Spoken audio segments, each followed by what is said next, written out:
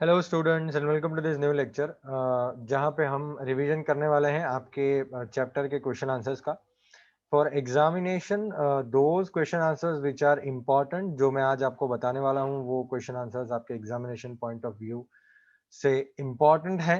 तो ध्यान दीजिएगा यहाँ पे और टिक कर दीजिएगा, अपना टेक्स्ट बुक लेके बैठिएगा। चलिए शुरू करते हैं। ये है हमारा chapter number 1, the best Christmas present in the world, और ये है उसके question answers. Working with the text पे हम आ गए हैं। उसमें क्वेश्चन नंबर 2 जो है, why do you think the desk had been sold and when, ये एक इंपॉर्टेंट क्वेश्चन है। फिर क्वेश्चन नंबर 6 एक इंपॉर्टेंट क्वेश्चन है, what is Connie's Christmas present, what is the best Christmas present in the world. और question number 7 important है, do you think the title of the story is suitable, can think of any other title. तो question number 2, 6 और 7 ये तीन question आपके chapter number 1 से important है। तो चलिए इसके आंसर डिस्कस करते हैं। Why do you think the desk had been sold and when. इसके आंसर्स पे आते हैं। ये रहा क्वेश्चन का answer, why do you think the desk had been sold and when. The desk must have been sold when the house in which Connie McPherson lived had caught fire. तो desk जो है वो शायद तब बेचा गया होगा जब कॉनी के घर के अंदर आग लगी हुई थी, मतलब आग लग गई थी और वो कॉनी का घर के अंदर वो जो डेस्क है वो पूरा बंट अप हो गया था, जल गया था। She was taken to a nursing home. All the burnt up things must have been sold by the neighbors after that. तो जो सारी जली हुई चीजें हैं वो नेबर्स ने शायद बेच दी होगी और कॉनी को नर्सिंग होम में ले जाया गया था। ठीक है, ये है आपका आंसर। क्वेश्चन नंबर 6 है, एक बार और पढ़ लेते हैं हम। क्वेश्चन नंबर 6 है, what is Connie's Christmas present, why is it the best Christmas present in the world. उसके बारे में हम बात करते हैं। चलिए इसके बारे में बात करते हैं कि भाई कॉनी का क्रिसमस प्रेजेंट जो है वो क्या था और वो बेस्ट क्रिसमस प्रेजेंट क्यों था। चलिए ढूंढते हैं वो क्वेश्चन, कॉनी का बेस्ट क्रिसमस प्रेजेंट। चलिए चलिए चलिए फास्ट, ये रहा। What is Connie's Christmas present, why is it the best Christmas present in the world. Question number अलग अलग है यहाँ पे, आंसर में क्वेश्चन नंबर अलग अलग है क्योंकि वो सब एक साथ नंबर दिए हैं। ठीक है, सबसे पहले कॉम्प्रिहेंशन चेक से लेके तो नंबर मत देखिए, क्वेश्चन देखिए। What is Connie's Christmas present, why is it the best Christmas present in the world. Okay. When the narrator came to see Connie and gave her the box, she mistook him for her husband Jim. तो जब narrator Connie को मिलने के लिए आए और तब उसने वो बॉक्स दिया था, ब्लैक बॉक्स, ठीक है, उसको दिया था जिसके अंदर वो लेटर था। तो कॉनी को लगा she mistook him for her husband Jim, तो उसको ऐसा लगा कि ये मेरा हस्बैंड है Jim McPherson. She thought that Jim had come home for Christmas. तो उसने सोचा कि जिम जो है वो क्रिसमस के लिए घर आ गया है। ठीक है, वो एक्चुअली तो नैरेटर थे लेकिन कॉनी को लगा कि वो जिम थे। This was Connie's Christmas present, ये कॉनी का क्रिसमस प्रेजेंट था।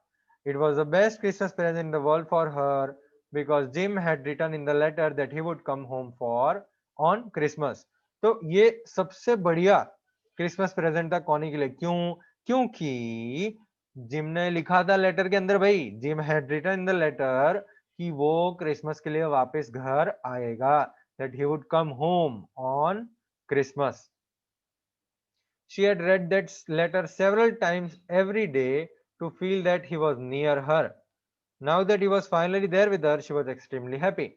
तो वो लेटर कई बार पढ़ती थी कॉनी, ठीक है, और वो महसूस करती थी कि जिम उसके नजदीक है। अब जो वो नजदीक है, जिम उसके पास आ गया है, तो वो बहुत ही हैप्पी फील कर रही है। ठीक है, ये है हमारा आंसर भाई ये क्वेश्चन का। अब बात करते हैं नेक्स्ट क्वेश्चन का, जो ये है, do you think the title of the story is suitable, can you think of any other title. हाँ, टाइटल सुटेबल है, क्रिसमस की स्पिरिट है। The spirit of Christmas is a theme that prevails through out the story. पूरे story के अंदर Christmas की ही बात की जा रही है, क्रिसमस के टाइम जो हुआ था। It was on a Christmas day in the middle of raging war, the two warring troops made peace. तो क्रिसमस का दिन था और ये जंग के बीच में वो दोनों ने शांति कायम करी थी। The moment of peace that the soldiers shared with each other was the best Christmas present for them. तो मोमेंट ऑफ पीस जो था, ठीक है, जो सोल्जर्स ने एक दूसरे के साथ बिताया था, शांति का ये पल जो बिताया था एक दूसरे के साथ, वो उनके लिए बेस्ट क्रिसमस प्रेजेंट था। अगेन क्रिसमस के दिन पे ही नरेटर मिसेस मैकफरसन मतलब कॉनी को मिलने के लिए गए थे। He went to return her husband's letter to her. Husband का जो लेटर था वो रिटर्न करने के लिए गए थे। वो लेटर कॉनी के लिए बहुत ही प्रीशियस था, अमूल्य था भाई वो लेटर। But even more precious was her delusion that the narrator was husband Jim. तो और ज्यादा कीमती चीज क्या थी भाई, उसको जो डिल्यूजन हुआ है, उसको जो महसूस हुआ, एक्चुअली नहीं था, ऐसी चीज महसूस हुई कि वो जो नरेटर थे वो उनके हस्बैंड जिम थे, who she believed had returned as promised on a Christmas day। तो वो बिलीव करती थी कि वो क्रिसमस डे पे वापस आए हैं। This was the best Christmas present in the world for हर। वो उसके लिए best Christmas present in the world था। ठीक है, इसलिए हमारे स्टोरी का टाइटल है the best Christmas present in the world. ये 3 क्वेश्चन आंसर्स आपके लिए इंपॉर्टेंट है। अब हम बात करते हैं चैप्टर नंबर 2 की। उसके लिए मुझे आपके स्क्रीन के ऊपर चैप्टर नंबर 2 खोलना पड़ेगा। चलिए 1 मिनट खोल देते हैं। आ जाइए चैप्टर नंबर 2 पे। आ गए चैप्टर नंबर 2 पे, ये डाल दिया एंटर, सुनामी खुल गया। उसके आंसर्स भी देख लेते हैं, नंबर 2 के आंसर्स। ओके चलिए, ये दोनों खुल गए और आपके स्क्रीन के ऊपर हम चैप्टर नंबर 2 रख रहे हैं अभी, द सुनामी। ओके, ये है द सुनामी वाला चैप्टर। याद करिएगा, सुनामी में हमने पढ़ा था कई सारी चीजें। उसमें आपके लिए वर्किंग विद द टेक्स्ट में इंपॉर्टेंट क्वेश्चंस हैं। अच्छा, आ गया working with the text. Working with the text आ गया भाई आपके स्क्रीन के ऊपर, ये रहा। उसमें क्वेश्चन आंसर जो इंपॉर्टेंट है वो है नंबर 3। हाउ आर मेघना एंड अल्मास स्टोरीज सिमिलर। मेघना और अल्मा की स्टोरी दोनों की सिमिलर कैसे हैं? चलिए फिर बताता हूं मैं कौन सा इंपॉर्टेंट है। उसका आंसर देखते हैं, अल्मा स्टोरीज वाला। ठीक है, चलिए how, okay okay okay okay okay, चलिए आंसर ढूंढते हैं पीडीएफ के अंदर। ये रहा, ये रहा। ओके ओके, नहीं नहीं, ये रहा भाई क्वेश्चन। हाउ आर मेघना एंड अल्माज स्टोरीज सिमिलर। ठीक है, मेघना और अल्मा की स्टोरी सिमिलर कैसे थी, एक जैसी कैसी थी? बोथ मेघना and Almas families were washed away. मेघना और अल्मा दोनों की फैमिली वेर वॉश्ड अवे, पानी में बह गए थे। Both of them kept floating in the sea for days. दोनों समुंदर के अंदर दिनों तक तैर रहे थे। ठीक है, फ्लोट कर रहे थे। मेघना floated in the sea for 2 days holding on to a wooden door. मेघना जो है वो 2 दिन तक एक लकड़े का दरवाजा पकड़ते हुए उसके ऊपर तैर रही थी दरिया के अंदर। She was brought to the shore by a wave. एक वेव उसको किनारे तक लेके आई। She was brought to the shore by a wave. Similarly Almas climbed on to a log of wood and fainted. उसके जैसा ही केस हुआ अल्मस के साथ। अल्मस जो है वो लकड़े का जो बड़ा सा टुकड़ा था, लॉग था बड़ा सा, है टूटा हुआ झाड़ का जो थड़ होता है, ठीक है, उसके ऊपर क्लाइंब कर दिया था उसने, चढ़ गई थी और फिर वो मूर्छित हो गई, बेहोश हो गई, फेंट हो गई। She woke up in a hospital. वो जगी तो हॉस्पिटल में थी। Both the girls were traumatised after the incident. दोनों लड़कियां ये हादसे से बहुत ही ट्रॉमेटाइज्ड थी बेटा। ट्रॉमेटाइज थी मतलब वो बहुत ही परेशान थी, मतलब वो कुछ सोच नहीं पा रही थी। While Meghna was seen walking on the seashore in days, Almas does not talk about the incident to anyone। तो मेघना पाई गई थी वो दरिया किनारे पे चलती हुई, है चक्कर में चलती हुई पाई गई थी, और अलमस जो है वो ये हादसा किसी को बताना चाहती नहीं है। तो भाई ऐसे मेघना और अलमास की स्टोरी जो है वो दोनों सेम है, सिमिलर है। ठीक है, क्वेश्चन आंसर इंपॉर्टेंट है। नंबर 4 देख लेते हैं हम। Question number 4, what are the different ways in which Tilly's parents could have reacted to her behavior? What would you have done if you are in that place? तो Tilly के जो parents थे उसने कौन कैसा रिएक्शन दिया, आप क्या होते, आप क्या करते? ठीक है, चलिए ढूंढते हैं क्वेश्चन को। कहां गया, कहां गया, ऊपर होगा। टीली के पेरेंट्स वाला क्वेश्चन इसमें नहीं है। ओके, चलिए भाई, यहाँ पे तो मुझे मिल नहीं रहा है, तो इसका क्वेश्चन आंसर हम देखते हैं। What did go, okay okay भाई, इसको हम भाई ये मिल गया, मिल गया। What are the different ways in which Tilly's parents could have reacted to her behaviour, ढूंढना पड़ता है पीडीएफ में, ठीक है। देखिए ध्यान दीजिए, what are the different ways in which Tilly's parents could have reacted to her behaviour, what would you have done if you are in their place. तो टिली के पेरेंट्स ने कैसे react, not taking her seriously, Tilly's parents could have tried to calm her down, thinking that she had been frightening by something. Not taking her seriously, अगर वो seriously नहीं लेते, Tilly parents ने ऐसा try किया होता उसको काम करने का, शांत हो जा बेटा, तू खाली डर गई है, ठीक है। तो इसका क्या होता, वो सुनामी वेव्स के साथ बह गए होते, ठीक है। अगर उसने सीरियसली नहीं लिया होता तो वो बह गए होते। तो अगर आपको अपने बारे में लिखना है तो आप क्या लिखेंगे, if I were in their place I too would have listen to her and realise there was a danger approaching. तो मैंने उसकी बात सुनी होती, टिली की बात सुनी होती, और मैंने समझा होता, रियलाइज किया होता कि कुछ डेंजर होने वाला है भाई। Consequently I too would have rushed away from the beach. तो कॉन्सिक्वेंटली फिर उसके बाद, कॉन्सिक्वेंटली मतलब उसके बाद मैं भी बीच के भाग जाता, ठीक है, वहां से दूर चला जाता, ठीक है। चलिए नेक्स्ट क्वेश्चन देखते हैं, कौन सा है क्वेश्चन।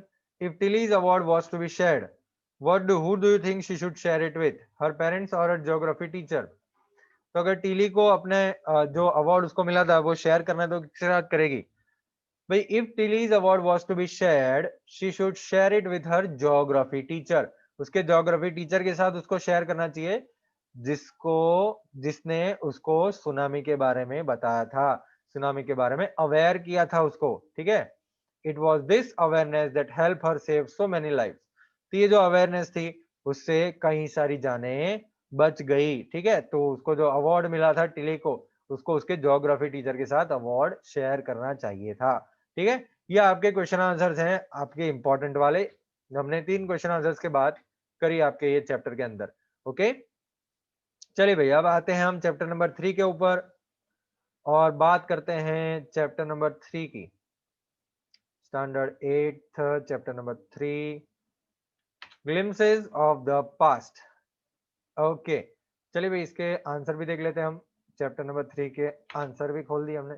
ओके चलिए अब आपकी स्क्रीन के ऊपर मैं टेक्स्ट बुक रखने वाला हूं और आ गई है text book, glimpses of the past.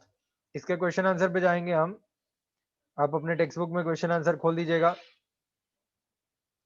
You have to open your text book और चैप्टर नंबर 3 खोलिए और उसके क्वेश्चन आंसर पे वर्किंग विद द टेक्स्ट पे आइए। चलिए आ गए हम वर्किंग विद द टेक्स्ट पे। और क्वेश्चन नंबर 1 बहुत इंपॉर्टेंट है, 2 बहुत इंपॉर्टेंट है, 4 बहुत इंपॉर्टेंट है भाई, 4 तो बहुत इंपॉर्टेंट है, और 3 भी, सॉरी 1 to 4, ओके 1 2 और 4। तो do you think the Indian princes were short sighted in their approach to events of 1757। तो क्या 1757 के इवेंट्स जो हुए, ठीक है, उसके में इंडियन प्रिंसेस के नजर कैसी थी, शॉर्ट साइटेड थी या लंबी सोच रहे थे वो, फ्यूचर का सोचते थे वो। चलिए भाई ये आ गया आपके स्क्रीन पे answer, yes the Indian princes were short sighted in their approach to the events of 1757, बस खत्म, ठीक है, बस यही आंसर है हमारा।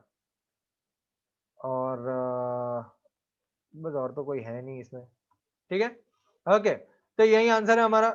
Yes the Indian princes were short sighted in the approach to the events of 1757।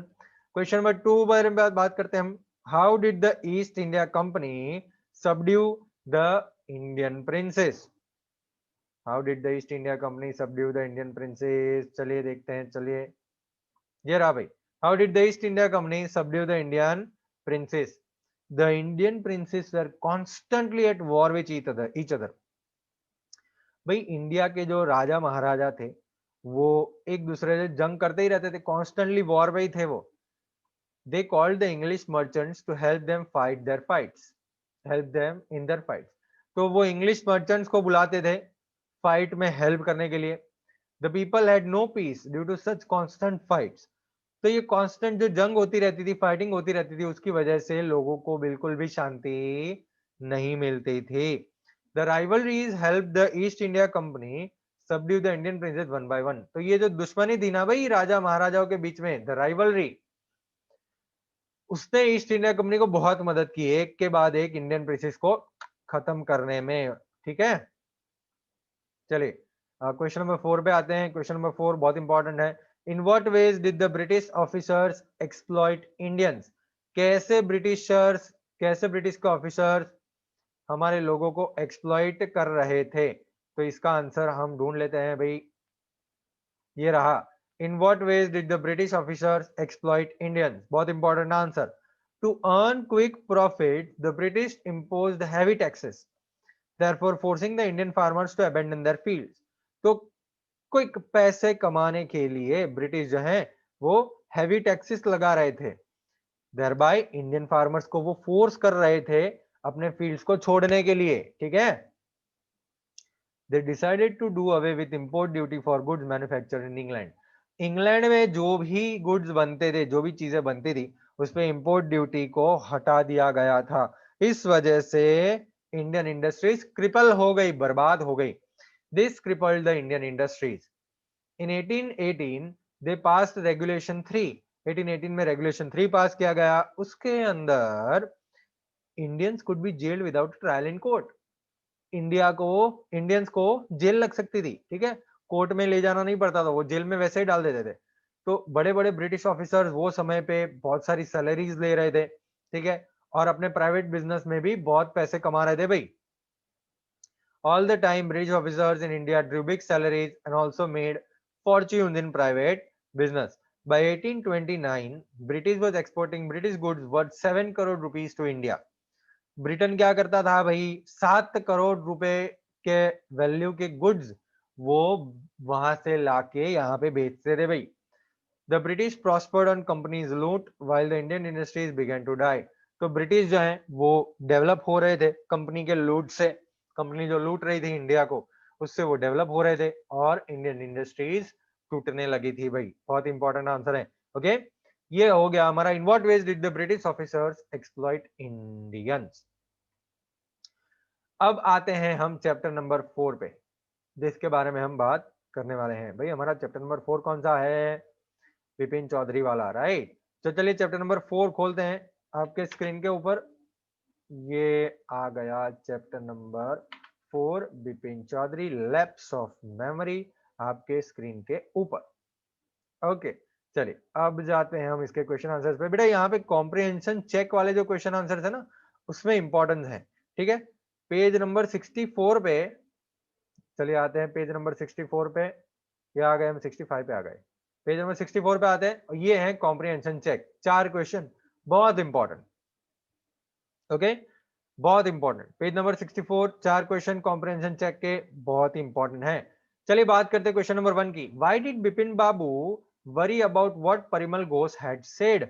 Bipin Babu क्यों चिंता कर रहे थे? परिमल घोष ने जो बोला उसकी चिंता क्यों कर रहे थे वो, हैं? चलिए देखते हैं वो answer. Page number 62, page number 70 पे आ गए। लो बताइए, ये है आपका, ये रहा क्वेश्चन का answer. Question, why did Bipin Babu worry about what Parimal Ghosh had said? Bipin Babu continuously worried about what Parimal Ghosh had said because he had shown that he knew many intimate facts about him. Bipin Babu continuously चिंता कर रहे थे कि यार परिमल घोष ने जो बोला है वो क्यों बोला है, क्योंकि परिमल घोष ने छोटी छोटी पर्सनल डिटेल्स बिपिन बाबू के बारे में बोली थी उनको।